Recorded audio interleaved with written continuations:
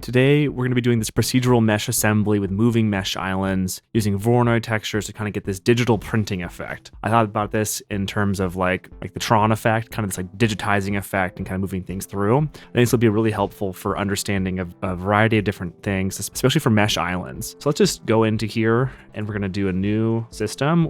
Let's do the Suzanne to make it easy. Make it, I'll make it just a little bit bigger and apply that scale. And we're going to go into geometry nodes, new. We have the input coming in.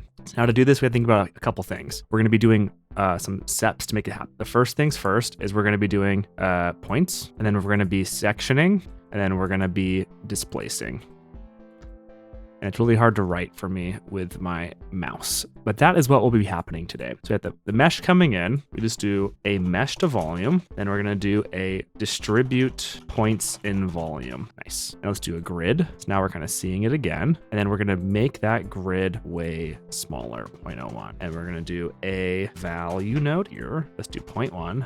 Make the threshold basically 0, so it's lined up perfectly. And then we're probably going to make this a bit smaller, so like 0.05. Good. So now it's really meshed. There's so many points all throughout all of this. Cool. So then now what we want to do is make some mesh islands or group islands of these points. How can we do that easily? What we can use is a Voronoi texture. Awesome. So we have this coming in.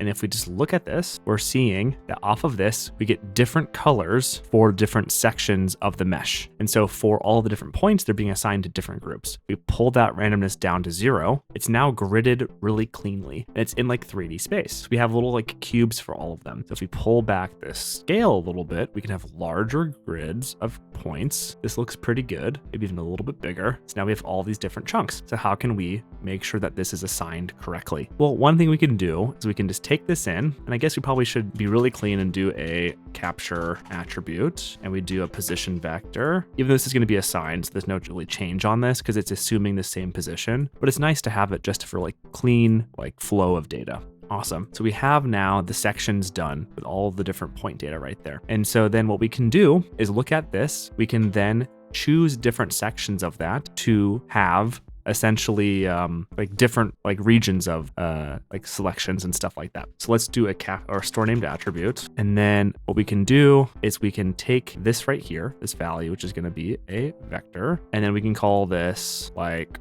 mesh island. Look here. Now we're seeing that mesh island going through. Honestly, it can just be a float. That's fine. And that will work okay. So that'll be pretty good. So now we have kind of a unique float. But if we really want to be good, what we should probably do instead is run it through a hash map. So hash value, we're going to take this color data, plug it in here, and plug it into the hash. And then now we're getting these numbers. And it's going to be unique for everything because we're hashing it out. But this is not really that useful because it's now no longer going from 0 to 1. So it's going to be harder to section it correctly. So if we do a map range and we do an attribute statistic of this geometry here, because it's the same geometry going in, and the value should be in point value and the float is also fine. So we'll do this attribute. Then we can have the min going in here and the max going in here. And what is the value? It's this value right there. Pop it in. And now we have a nice continuous 0 to 1. And if we change the seed, it should change how these mesh islands are also being distributed too, which is nice. And we look at this, we're now kind of getting that to go through. We click the seed, we'll get different distributions of these mesh islands. Very cool. That's done. Okay, so then we have that done. So now the idea is displacing it, right? So we have it being displaced. So let's do an example of it. So we can take over here, we'll do a set position, and then let's just displace all of it to like a little bit on the y-axis. So then we're going to do a attribute or named attribute node with the mesh island. And this is going to be our selector. So we're going to do a compare. We're going to pop this in, pop it in here. We're going to say greater than whatever we want. We see we're moving one chunk at a time. Isn't that kind of cool? It almost makes this like teleportation effect if you just did this. It's like it's de-digitizing on one side, essentially, as we can see. So it's like as we move it, it's like, you know, like each chunk is getting teleported over there, right? So we have a way to kind of mask in between the two using this greater than, essentially, right? To make it easier for the effect, let's just do a z value. So we look at this, it's kind of moving back and forth. Each chunk is moving depending on the greater than, so we're selecting that kind of different option.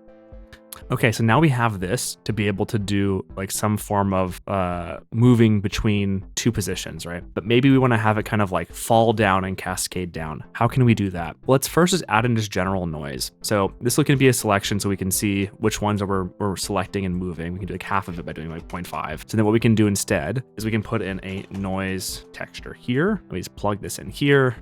And then we want to offset it by what? This is the position we want to move. So as long as we're having this position value for the vector, each of these cubes, as we're seeing right here, each of these cubes positions is being moved into the noise texture. So when we're looking at the noise texture here, we can see that all of them are moving together uniformly. And this allows for it to move cleanly. So we can do a vector math. We subtract by minus 0.5. And if we did a multiply, 0 by everything, 1, like 0.1, and we did a scale node, maybe it's 100%, just so it's all moving, right? We can see that if we do this, we can kind of get another kind of effect right here, right? So we have this to kind of everything being exploding out and it's coming back in, like all of these different cubes are kind of coming back in and reform the shape. But we want to have all of this shifted up and looking like it's exploding out on top. So let's first do that quick. So I'm actually gonna do all of this, add in an extra add, say 0, just move it up a little bit on the Z axis. If we move this, it's all kind of moving minus, there we go. All moving up and it keeps kind of coming in and reforming, right? This is another way of doing the effect, like 0.2, so it's coming back in, reforming down. So this is basically the slider value we care about, this scale for it working. So another way of thinking about it is we have this max displacement right here, right? And we want to put it into a mix. We have a mix shader, put the vector in, pop it in here, put in the offset. So just as we have this max value for the scale, we can also choose between two values. This huge deformation here for the A and the 0 is nothing's happening. So if we have this clamp factor through, we can also have it basically mix between these two positions. So this is going to be how we're going to have it print down. So also too, I don't think we're going to actually need to have that selection. So this is a fun way of kind of thinking about it. So if we wanted to have half of it go through or half of it not, we can choose different pieces of the mesh to actually, explode out or whatever. These are just the different selections of it. So what we can do instead is we can think about the actual displacement of everything. So if we have right here, we have selections and like different options for each of the mesh islands, right? We also are going to want to have another way of selecting based off of the overall Z value, right? Or from like 0 to 1 or something. So we want to have these bottom cubes move down first, right? So how can we do that? So what we can do is we can grab that position vectors. So we're going to do a capture attribute, maybe like a store named attribute will be easier. And let's just say OG position, right? And this can be a vector. We can have the position vector here. This can be the easiest way of doing it first. So then we have this coming in, and then what we can use is use this to drive the overall factor right here, right? So if we do a named attribute, we do OG position, we do a separate XYZ, we now see we have this gradient. Right. But I want to make sure it goes from like 0 to 1. So how can we make sure that goes cleanly? We do a map range. We do the map range with a similar trick with the attribute statistic. So it's like agnostic of however big the mesh is. So we're going to do an attribute statistic of this, and it's coming in of this right there. And then it's going to be doing a map range of the min is the min, the max is the max, and the value is the value. Plug it in. Great. So now let's see how this works with our view. So if we add a math node right here and we go like this, we're getting it kind of filling out one at a time. So it's top to bottom. So how do we flip that? We're going to go from 1 to 0. And then now we have all of this coming down, and then it's cascading down and working like a stack of pixels. It's almost like Tetris or something. I don't want all of it to move at once. So how can we extend that range? What we can do is make it bigger here. So if we do this, then there's more time in between this slider. So not all of them are moving all the time. So that's kind of going to be the game of our playing for doing that. So how is this working correctly? Like, why is it doing that? So if we have this value here, right, we can see that it's selecting exactly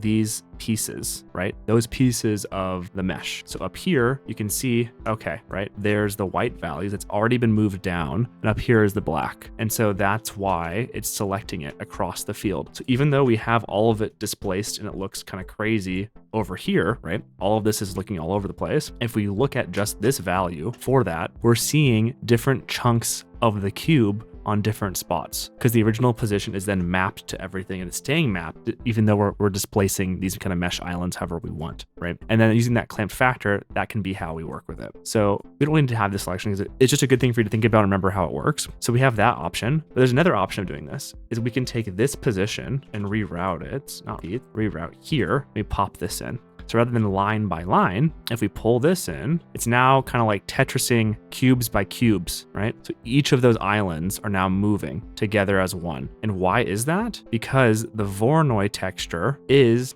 as we remember back here, subdividing these entire chunks with one value for a position. So that's why it's able to then move all of those chunks consistently across it, especially as we're using it as a gradient across the mesh. So let's look at this again, just so you can see how it looks. There we go. So as you can see, we're having really strong gradients of the entire sections. That's why it's working that way. Nice. I kind of like the cube breakout look. That looks a bit better. The pixel print's pretty cool, but it's a little bit too static. So how can we fix this? I'm gonna just move this over here for now. All we had to do is just animate the W value. So if we do 4D, we do a scene time node, plug in the frame to the W, and we do a math node, and maybe divide it by like 1. It's way too fast. Let's pull a scale back. Let's do like maybe 2. Nope, too fast. Yeah, it's too much for me still. So let's pull this to like 1,000. There we go. Now it's moving a bit slower for me. I'm happy with it. 60 FPS, ray tracing. I think even less. Let's do 2,000. I might expand this a little bit so it's a bit more spread. Let's see. Nice. Then if we use this to animate both of them, it's moving slightly and then it kind of comes together, each kind of chunk at a time. And what's nice is it's dynamic. So that if we want to go back to this, we can really easily. Cool. I'm pretty happy with it. I think I might lower the overall scale of everything. Nice. So then I think to finish this up, let's turn it into the right sizing. So we have this as an option. So we can do this as a group input. Let's actually change the value of this. N input 0.5. Nice. And we can use that to derive the same size. So we can then, oops. So since we have this, we can then use a instance on points, instance on over here, pop this in. We can use a cube, plug it in, group, and we can just use this guy. So it's exactly the right size. Look at this. You can see it's working perfectly. Cool. And then let's have the sizing of it actually change a little bit with this kind of factor, essentially. So this should be going into a factor. So then it should be the same thing. So then let's have it be a math node. Let's clamp it. If we do the same thing, will it work? Yeah, let's do a map range. This is adding. Let's do multiply. Yeah, let's do a map range. This is coming in. The minimum, let's just say, is 0.8. Max is not, yeah, they kind of scale a little bit. We do like a 0.7, and then the max could be like 0.95. That looks nice, I think, actually.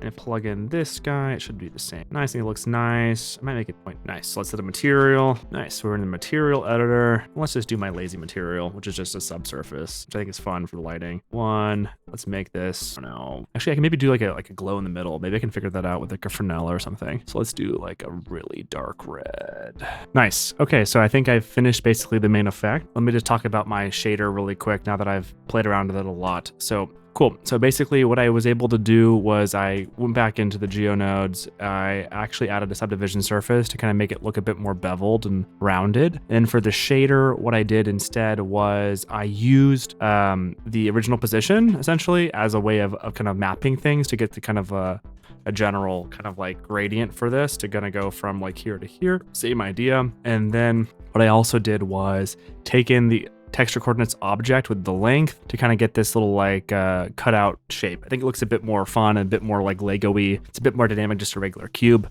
And that's going in the alpha. Yeah, so the project will be on my Patreon. Feel free to get it for free. Thanks for watching. Let me know if you have any questions. I try to answer everything. Hope you guys learned something from watching this. Thanks so much. Augury.